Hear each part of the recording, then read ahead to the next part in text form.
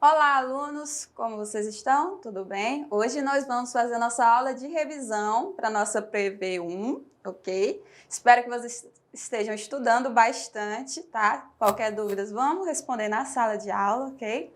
Então, vamos iniciar nossa aula de anatomia, fisiologia 1, tá bom? Primeira aula foi a introdução ao corpo e à organização, né? Nós estudamos ali a definição de anatomia e fisiologia, ok? Definição de anatomia, estudo das estruturas e as relações entre as estruturas. Fisiologia, as funções do corpo e as partes do corpo, como elas funcionam, ok? Então, logo após nós falamos sobre a necessidade das terminologias anatômicas, da posição anatômica, ok? E também os planos anatômicos. Nossa posição anatômica sempre vai ser, ok? Constante, ela é o padrão. O nosso corpo, nossa ilustração, virada anteriormente, tá? Com as palmas das mãos paralelas e voltadas para a face anterior, tá? Membros inferiores juntos, ok? E com também superfície plantar voltada anteriormente, tá? Os planos anatômicos são linhas imaginárias que vão dividir o corpo, né? Eles são definidos pela posição do corpo no espaço, tá? Nós temos os planos verticais e os planos horizontais, tá? Plano sagital, nosso primeiro plano, é um plano vertical, tá? Que ele vai dividir o corpo em lado direito, lado esquerdo, quando ele está dividindo na linha mediana em lados simétricos, nós temos o plano sagital mediano, tá? Nós também temos o plano frontal ou coronal, tá? Ele vai dividir o corpo em metade anterior e posterior, tá? Na nossa imagem é o corte B, esse azul, tá bom? Ele também é um ângulo vertical, ok? Vertical. Ele forma um ângulo reto, um ângulo de 90 graus, com o plano mediano. Aqui o C, o B, o coronal, tá? E os planos transversos, que são os planos horizontais, tá? Que eles vão dividir em metade inferior e metade superior, tá? É o plano A, o verdinho aqui na imagem. Nós também temos os termos direcionais para identificar uma parte do corpo de acordo com a estrutura, tá? Em relação à outra. Então, nós vamos ter o plano superior, que está acima em relação ao crânio, tá? E o cranial ou cefálico, que se refere em direção à cabeça ou ao crânio, por assim dizer. O inferior, em posição mais baixa, na direção dos pés, podálico ou caudal, em direção aos pés, ou a cauda, tá? A cauda que ela é representada pelo cóccix, tá? Posterior ou dorsal, que está para a face de trás do corpo, a face dorsal do dorso.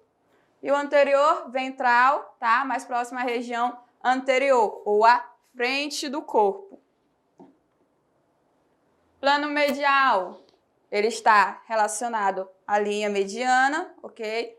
Tendo os dois lados, direito e esquerdo. Quanto mais próximo à linha mediana, é chamado ali de medial, tá? Lateral, mais distante da linha mediana. Distal e proximal. A diferença do distal e proximal para o inferior e superior, qual é a diferença? Distal e proximal eu utilizo para membros superiores e membros inferiores, os braços ou as pernas, tá? Então, distal, quando ele está próximo à inserção do membro, ok? Desculpa.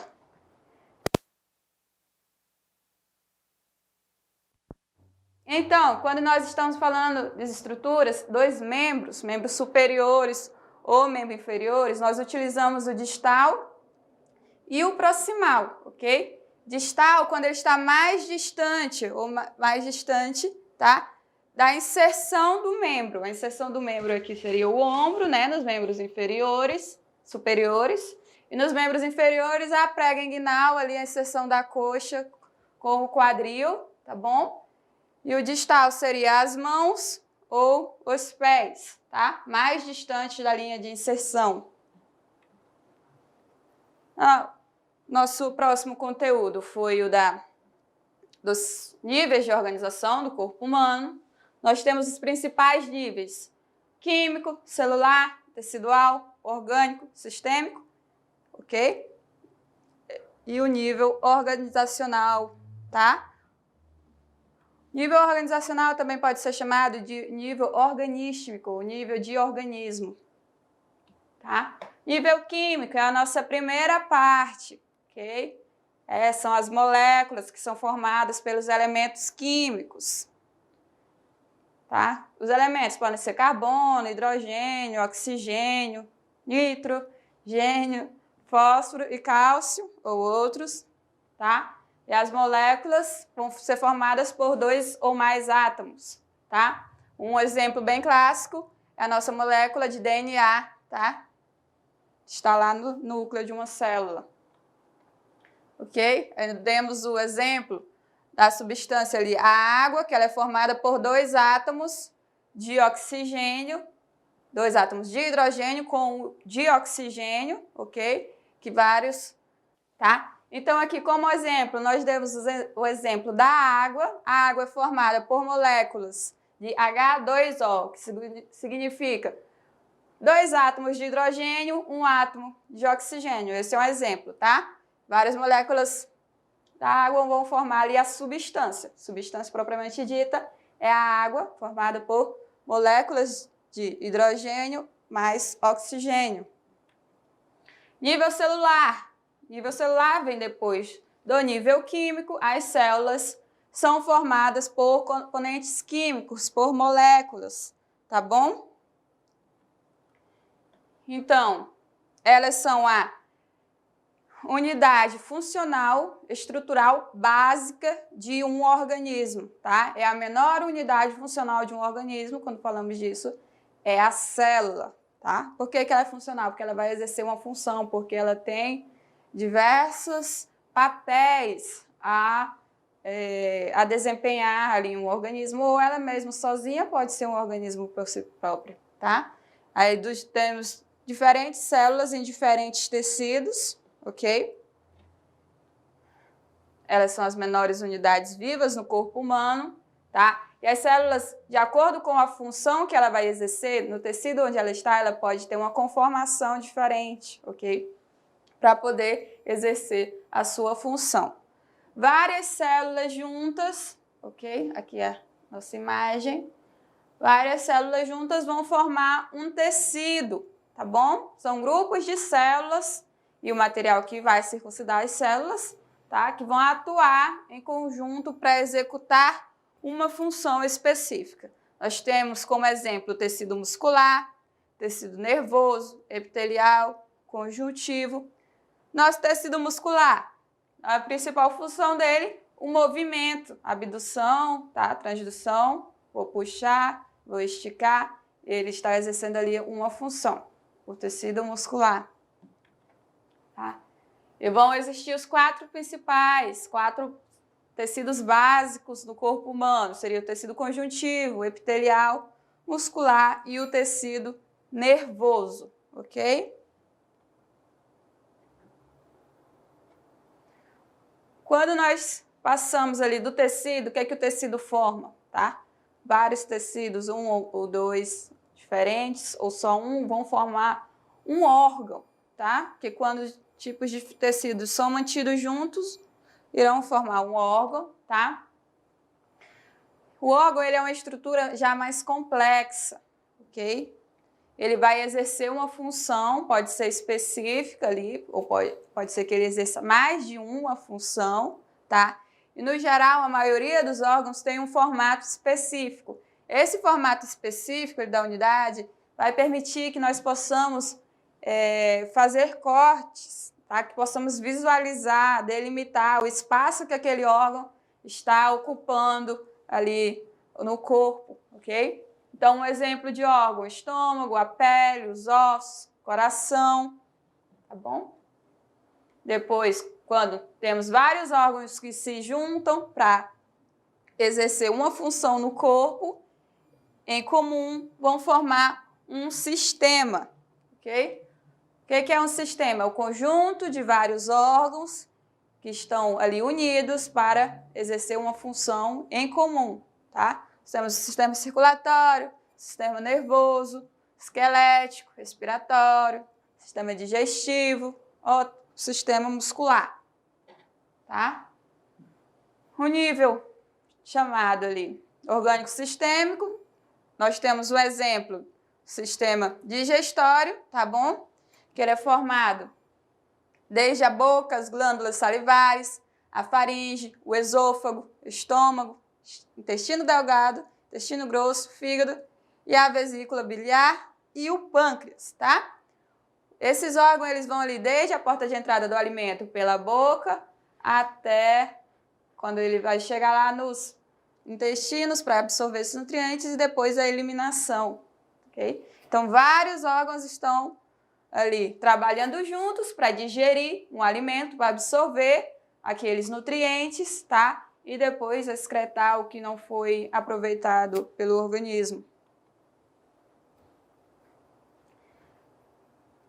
Algumas vezes, um só órgão ele pode fazer parte de um ou mais sistemas, tá?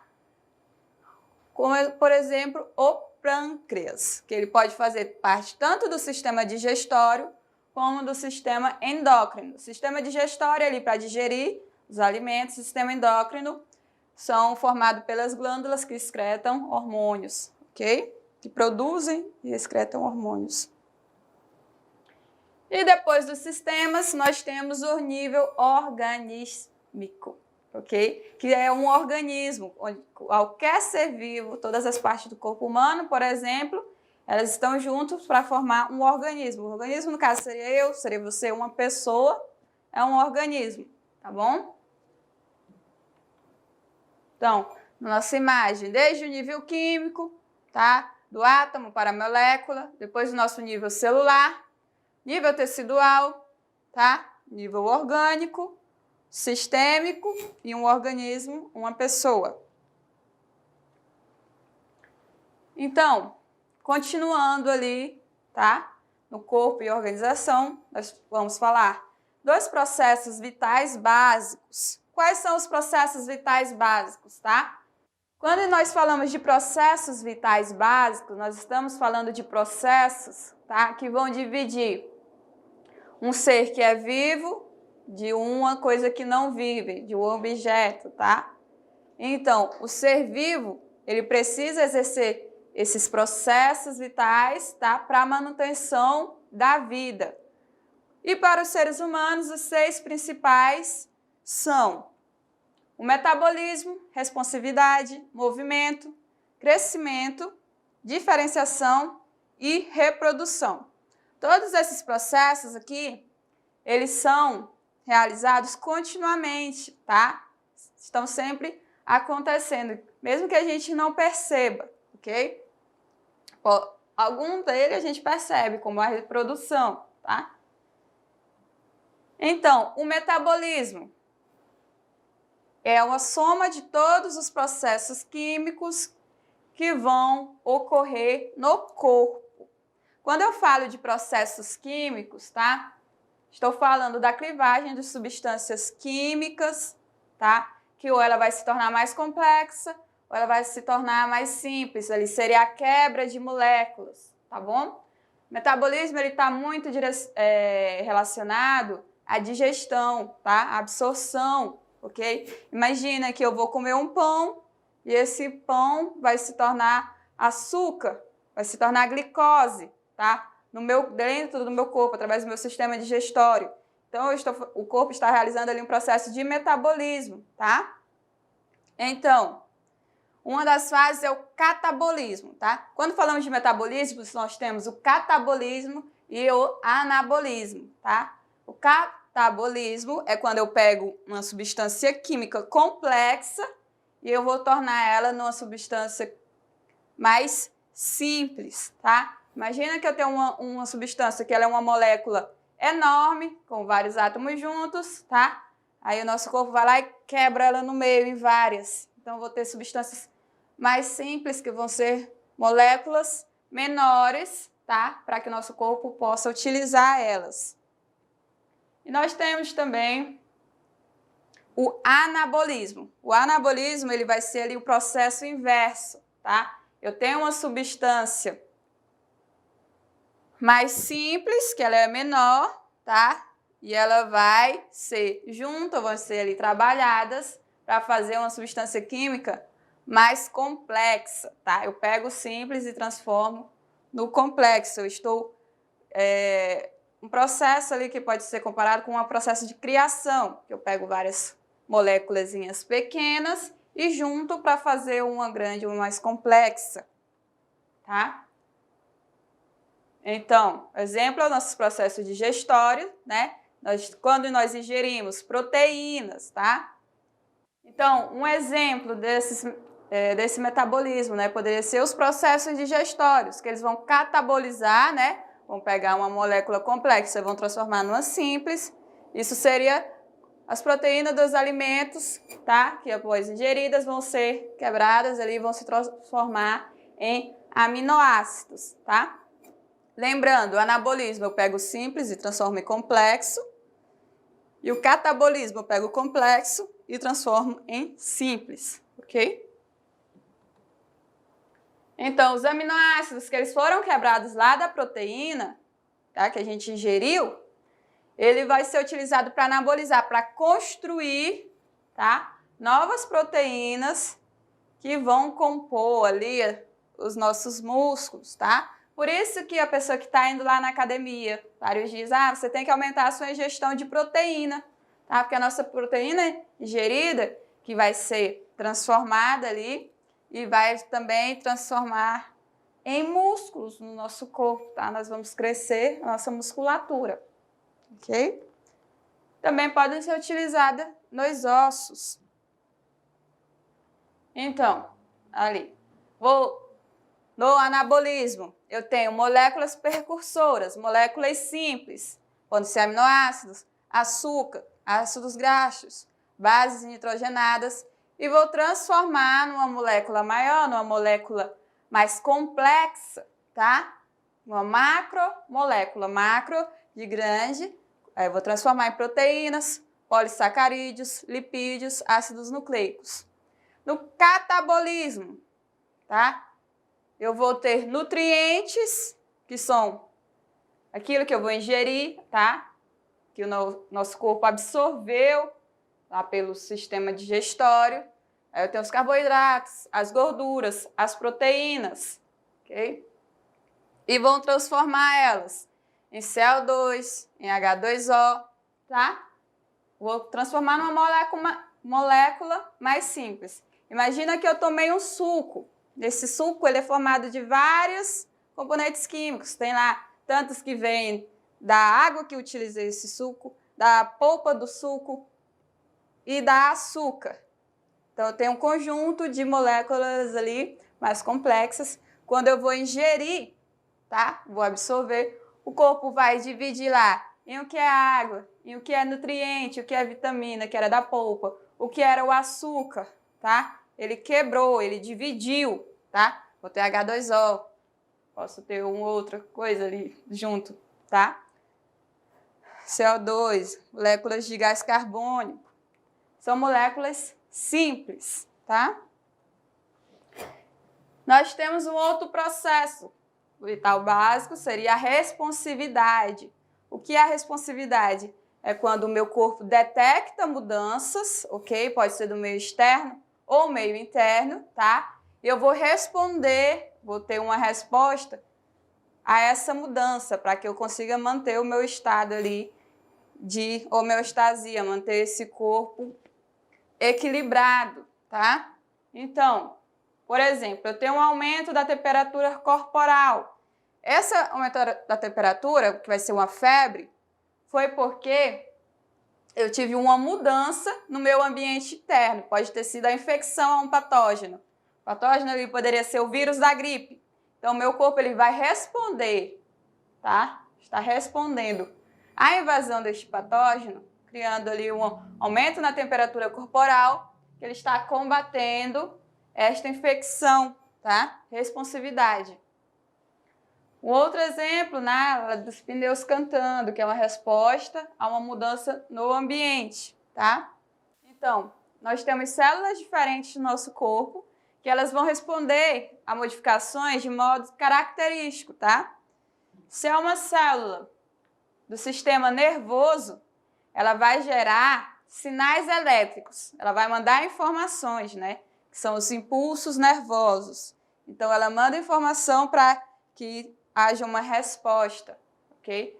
Uma célula muscular, ela responde contraindo, tá? Contrai o músculo para gerar uma força para mover a parte do corpo, entendeu? Então, esses foram os exemplos de responsividade. Responsividade também pode ser chamado de feedback, ok? O feedback ali é uma expressão do inglês que a gente vai estar utilizando para essa parte de responsividade, ok? Então, após essas, nós temos o movimento. O movimento já é outro processo vital, ok? Que é quando o corpo, tá? Um órgão ou uma célula, ou até uma pequena estrutura dentro da célula, uma molécula, ela sai de um local para outro local, tá? Ela vai se movimentar. Por exemplo, a ação coordenada dos músculos das pernas para você poder andar, para você se locomover, tá bom? Ou então, quando você se alimenta, aí você ingere um alimento mais rico em gordura, a sua vesícula biliar vai se contrair e liberar a bile no sistema digestório para digeri-la. Então, a bile está fazendo o movimento ali, a nossa vesícula biliar está contraindo, está realizando movimento também. Quando o tecido corporal, imagina que eu tenho um corte na minha mão, tá? Esse corte ali próximo, eu não tinha células de defesa próximo a esse corte.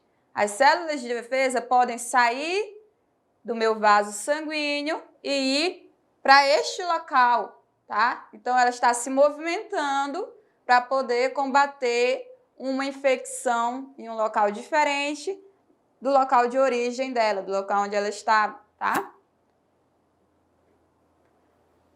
Mais outro já processo vital é o crescimento, tá?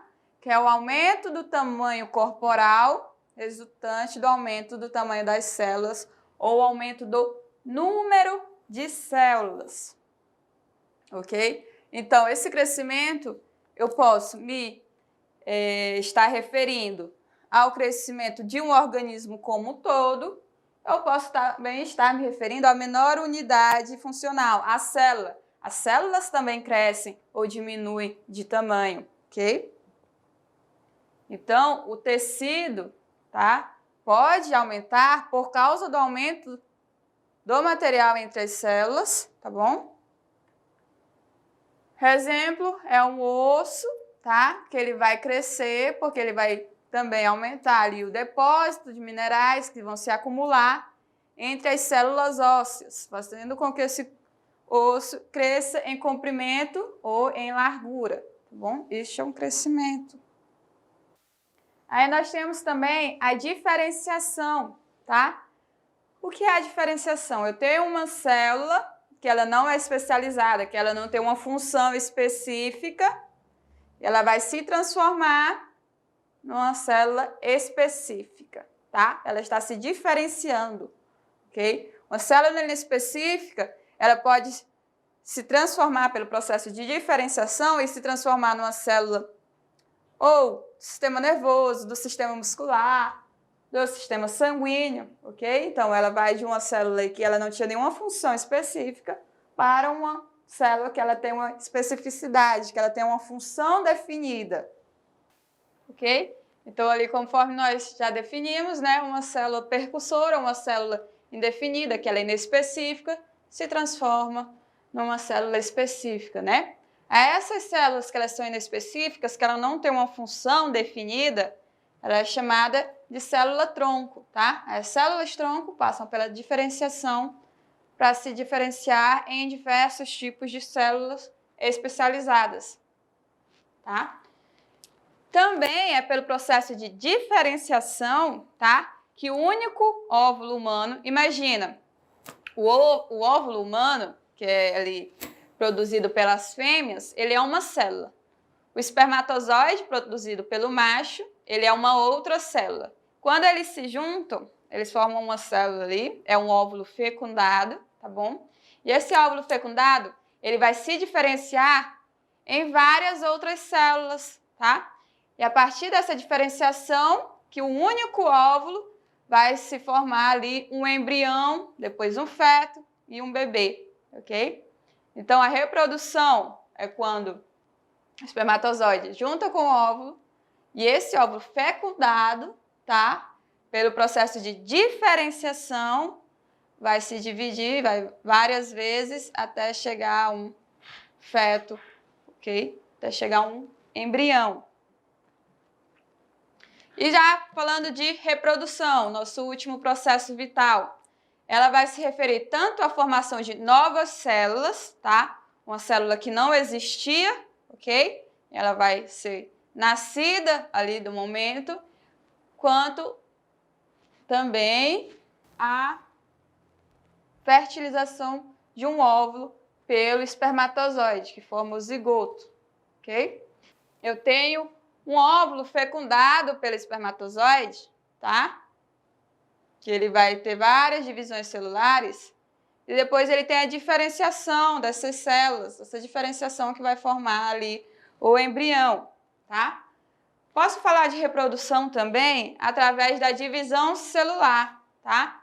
A divisão celular é quando eu não tenho uma troca de material genético. Então, ela é uma reprodução assexuada, tá? Então, eu tenho uma única célula que ela vai se dividir em duas, ok?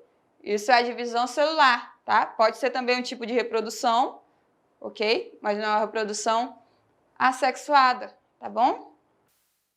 Então, nós temos o nosso próximo tema da aula, que é o nível celular de organização, tá? Vamos falar das células. Imagina que a célula é uma menor unidade funcional, ok? Mas a célula ela é formada por várias moléculas, várias substâncias químicas, tá? Então, ela tem várias partes também, ok? Então, vamos ver quais são as partes de uma célula. A membrana plasmática, tá? Que ela é uma barreira que ela é flexível, mas ela é resistente, tá? Ela vai resistir ao ambiente externo, ali a mudanças no ambiente. E essa membrana, ali dentro, ela vai envolver todo o conteúdo da célula, tá? Ela vai delimitar o formato dessa célula, tá? E ali dentro dela vai ter o citoplasma da célula, ok?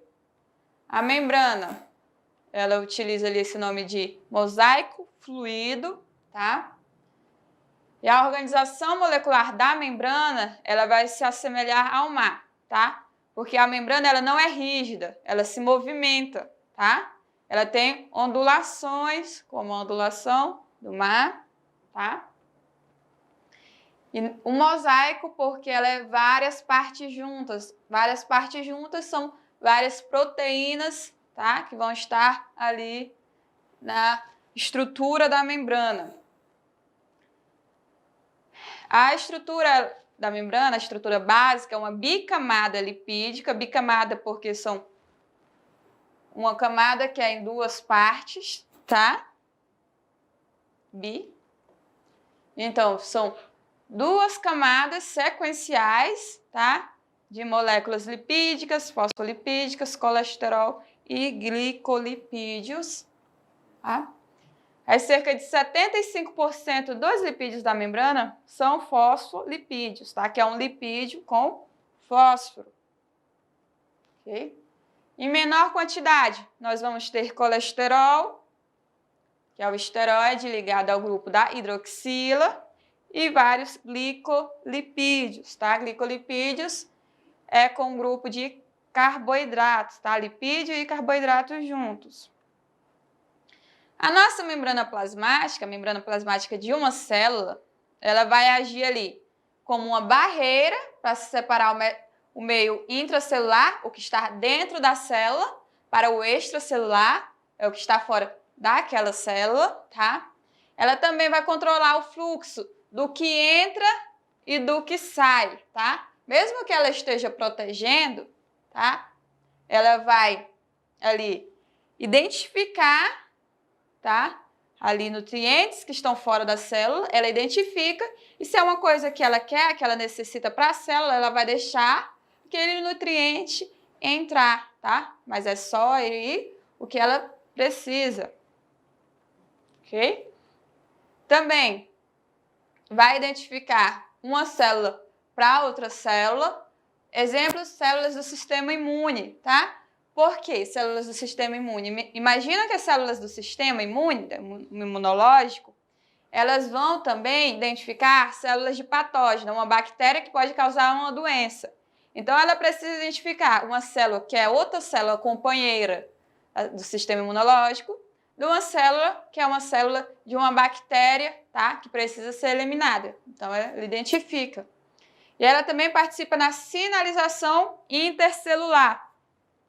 Sinalização intercelular também é utilizada no sistema imunológico, tá? Porque uma célula vai e marca, através dos antígenos, uma célula de patógeno. Essa célula lá marcou. Aí, essa célula do patógeno que foi marcada, vai vir uma outra célula do sistema imunológico que vai fagocitar, que vai comer aquela célula ali do patógeno e vai eliminar ela, tá? Então, são células especializadas no nosso sistema imunológico. E as proteínas que estão na membrana celular, tá? Elas são classificadas como integrais ou periféricas, tá? De acordo ali com a ligação na membrana, se ela está ligada ou não firmemente, tá? A proteína integral, ela está desde o ambiente interno, intracelular, até o ambiente externo, extracelular, tá? E a periférica está só ali em um dos lados da barreira. Então, as nossas células também, conforme elas vão se juntar para formar um tecido, ok? Elas podem se unir umas às outras através dos filamentos proteicos que estão dentro e fora de uma célula. Essa proteína que está ali na membrana, tá, vai exercer essa função também, de ligar uma célula à outra, várias. Então, também temos as glicoproteínas e os glicolipídios, que vão ser ali utilizados para marcadores de identidade celular. O que isso significa? Essa glicoproteína, esse glicolipídio, tá?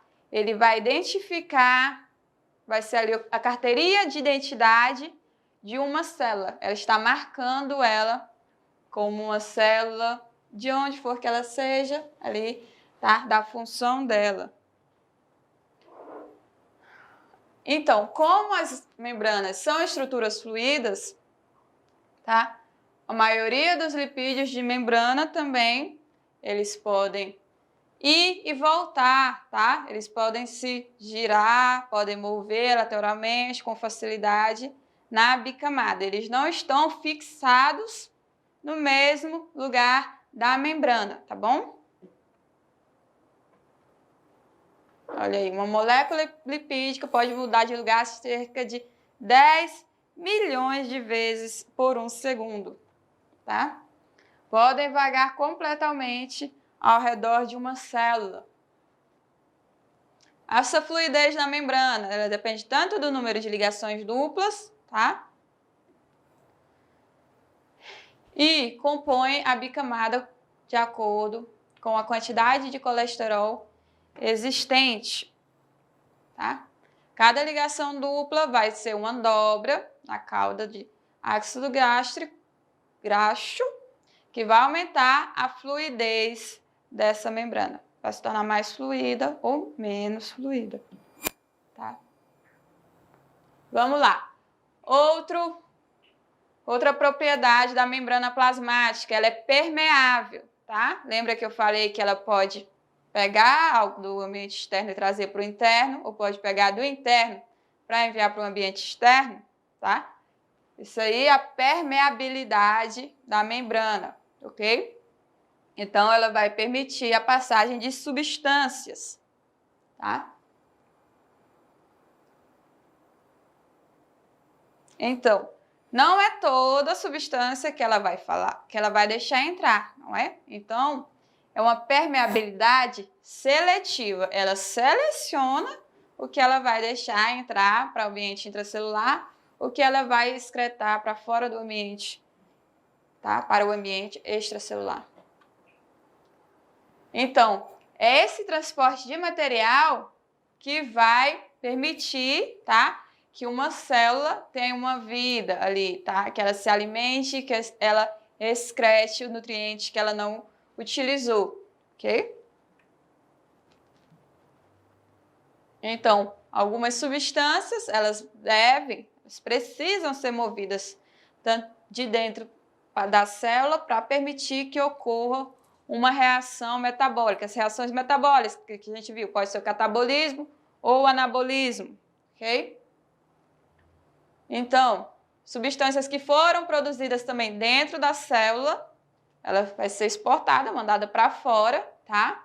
Que é um subproduto. Isso ali eu posso chamar também da excreção de uma célula, ela está excretando, ok? Vamos ali para a próxima, para o citoplasma da célula, tá? O citoplasma, gente, é todos os conteúdos, tá? Que estão entre a membrana plasmática e o núcleo da célula, ok? Imagina que a membrana plasmática é a barreira, tá? Exterior da célula, e o núcleo, tá? É a parte central ali da célula que está lá as nossas informações genéticas. Então, todo esse ao redor ali é citoplasma, tá? Citoplasma, ele é composto tanto pelo citossol quanto as organelas, tá? Então, essas duas estruturas, elas têm funções específicas na célula, tá? O citossol, ele é o líquido intracelular, dentro da célula, tá? É a parte líquida do citoplasma, que vai cercar as organelas, tá? Ele vai constituir 55% do volume celular total. E nós temos o citoesqueleto, que é a rede de filamentos proteicos, ok? Que se estende por todo o citossol. O citossol é a parte líquida, tá? Mas essa parte líquida, ela não está solta, tá? Ela tem filamentos de proteína, tá? Que vão estar ali formando uma rede naquela parte líquida que é o citossol, tá? Então, existem 3 tipos de filamento para contribuir com a estrutura do esqueleto e também para a estrutura das organelas, ok? Temos os filamentos intermediários e os microtúbulos. Isso são as partes do citoesqueleto, ok? Que aí vai funcionar como um molde para determinar o formato da célula, tá? Então, nós temos também as organelas. As organelas são estruturas especializadas dentro da célula e ela tem um formato característico. Eu consigo identificar uma que é uma organela, tá? Elas vão realizar funções tanto no crescimento, na manutenção e reprodução da célula, tá? A quantidade e o tipo vai ser diferente de acordo com a célula, tá? Elas vão ser variadas. Então, conforme elas tenham funções diferentes, a organela ela vai cooperar na manutenção da homeostasia da célula, ok? Nós temos o centrossomo, que ele vai ser localizado próximo ao núcleo, que é um par de centríolos, material pericentríolo, tá? O centrossomo, tá? Ele é composto pelos centríolos e pelos microtúbulos, tá? Ok. Outra parte da célula aqui interessante para a gente, para nossa aula. Os cílios e os flagelos, tá? Lembra ali que eu preciso ter uma movimentação das células, ok? E o cílio também vai ajudar. E o flagelo, não. Ok. Lembra que a gente tem o movimento das células, tá? Que as células se movimentam. Então, eu preciso de estruturas que possam auxiliar nesse movimento, tá? Então, são os cílios e os flagelos, ok? Elas são projeções móveis, tá? Que ela funciona meio que como um rabinho ali para a parte de fora da membrana celular. Elas são projeções móveis, elas se movimentam, ok? Então, o cílio, ele é uma porção menor, tá? Que ela é projeção semelhante ao pelo, ela é menor, tá? Então, ela vai se estender a partir da superfície da célula. E ela tem um padrão de remada, ok? Ela vai remar ali. São vários cílios juntos, tá? Ele é relativamente mais rígido, ok? E o movimento dele ali e a potência que vai comandar essa rigidez, tá? E durante o movimento de recuperação acima da água, ele também pode se tornar mais rígido ou mais flexível, tá? Então, se eu tenho vários cílios ali na superfície, tá, da célula, ela vai promover um movimento contínuo do líquido ao longo da superfície celular, tá? Então, esses cílios, eles estão presentes principalmente ali nas células do sistema respiratório, que eles vão remover partículas estranhas que adentraram esse sistema respiratório, eles vão remover, tá, elas através do muco. O flagelo, ele se parece com o cílio, mas eles são um pouco mais longos, tá? O flagelo, ele vai gerar um movimento para frente. Se o cílio, eles eram vários, que fazem uma de remada, tá? Em um sentido. O flagelo, ele funciona como um motor ali, como um rabinho, sozinho, tá? Que ele vai fazer o movimento de um eixo por balançar-se rapidamente, tá? Semelhante a uma onda, tá? O exemplo do flagelo é o espermatozoide, tá? O espermatozoide é a célula, o flagelo está ali na célula do espermatozoide, que ele vai impulsionar o espermatozoide na direção do ovócito na tuba uterina. Então, conforme o esperma vai adentrar ali no sistema genital feminino, precisa que ele se movimente até o seu local onde ele vai fecundar este óvulo, né? Então, ele precisa se movimentar. Então, o flagelo vai fazer esse papel, tá? A função, o cílio vai movimentar o líquido através da superfície celular e o flagelo, ele vai movimentar a célula inteira, ok? Então, imagina, aqui está a célula, aqui está o cílio vai movimentar o líquido, o remo, né? E o flagelo é o motorzinho, ele vai transportar uma célula inteira, tá? Temos os ribossomos aqui. Também vamos passar um pouquinho mais à frente da nossa aula, tá? Nível celular de organização, o núcleo. O núcleo é uma estrutura que tem um formato esférico e oval, tá? A característica mais proeminente de uma célula, que é a membrana, tá? E nós temos o núcleo ali na parte interior, mais interna da célula, ok? É o centro. A maioria das células ela tem um único núcleo, apenas um, mas algumas outras podem ter nenhum núcleo, ok? Então, ou podem ter vários núcleos, tá? Imagina que nós temos uma célula que tem só um núcleo, alguma célula que não tem nenhum núcleo e outras células que possam ter vários núcleos, tá? Então, o núcleo, ele também é envolvido por uma outra camada, tá?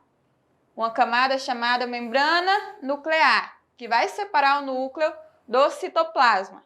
Lembrando, temos a camada ali da membrana celular, temos o citoplasma. Dentro do citoplasma, eu tenho o núcleo. O núcleo delimitado, ele é separado, tá, do citoplasma através da membrana nuclear. Então, a membrana nuclear também, ela tem bicamadas lipídicas, tá? Dentro do núcleo, eu posso ter nucleolos, tá? Que esses nucleolos, eles vão produzir ribossomos, ok? E os nucleolos, eles também vão fazer a síntese do RNA e a organização do RNA em proteínas, tá? Que vão ser subunidades ribossômicas. Eles podem sintetizar grandes quantidades de proteína, ok? No núcleo, propriamente dito, eu vou ter a maior parte das unidades hereditárias celulares, que são denominadas os nossos genes, estão dentro do núcleo, tá? Esses genes, eles são organizados em cromossomos.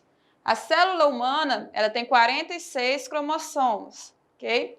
23 de cada genitor, 23 da minha mãe, 23 do meu pai. Então, todos eles vão formar 46, tá? Que estão divididos em 23 pares de cromossomos. Se eu tenho mais ou menos, eu vou ter anormalidades genéticas, tá?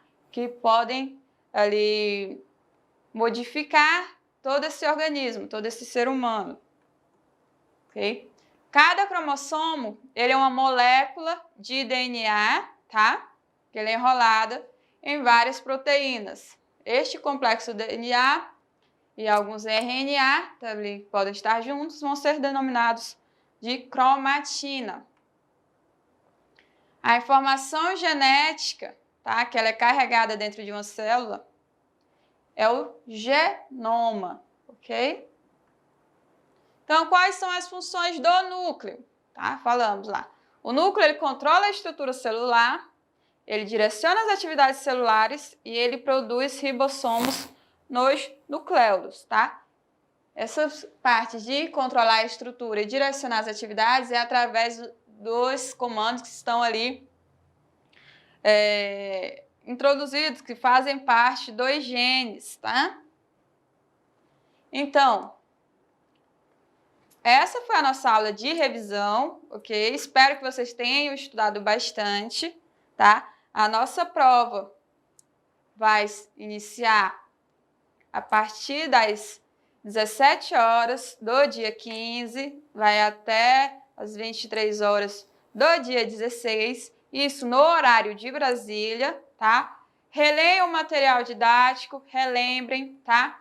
A nossa prova, você precisa ler bastante, precisa entender, interpretar a pergunta, ok? Espero que vocês possam ter uma boa nota, que todos se saiam bem na nossa PV1. Até a próxima aula!